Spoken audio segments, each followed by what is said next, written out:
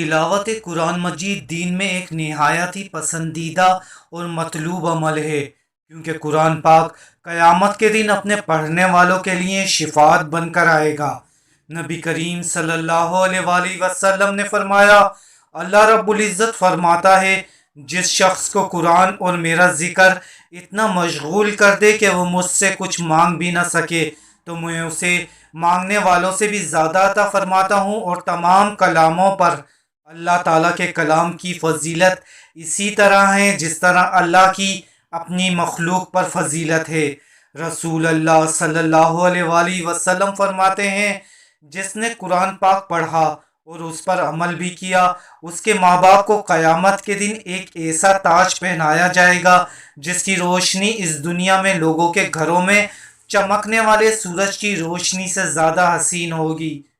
تو اس کے بارے میں تمہارا کیا خیال ہے جس نے خود اس پر عمل کیا؟ یعنی اس کے ماں باپ کو تو تاج پہنایا جائے گا، اور اس کا اپنا مقام تو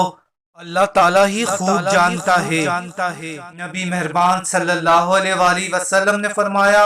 حسد یعنی رشک تو بس دو آدمیوں سے ہی کرنا جائز ہے۔ پہلا وہ شخص جسے اللہ تعالیٰ نے قرآن پڑھنا و سمجھنا سکھایا تو وہ رات دن کے اوقات میں اس کی تلاوت کرتا ہے۔ اس کا پڑوسی اسے قرآن پڑھتے ہوئے سنتا ہے تو کہہ اٹھتا ہے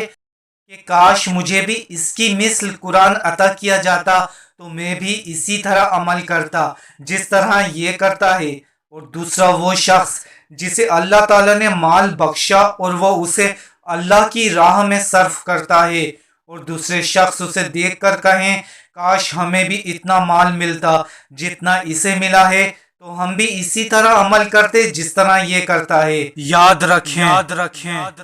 اللہ کے رسول صلی اللہ علیہ وآلہ وسلم کا فرمان ہے، ایک زمانہ لوگوں کے لیے ایسا آئے گا کہ قرآن ان کے دلوں میں اس طرح بوسیدہ ہو جائے گا جس طرح جسم پر کپڑا بوسیدہ ہو جاتا ہے، اور وہ شخص جس کے دل میں قرآن شریف کا کچھ حصہ بھی نہیں وہ ویران گھر کی طرح ہیں۔ اللہ پاک ہمیں روزانہ قرآن پاک کی تلاوت کرنے کی توفیق فرمائے، آمین۔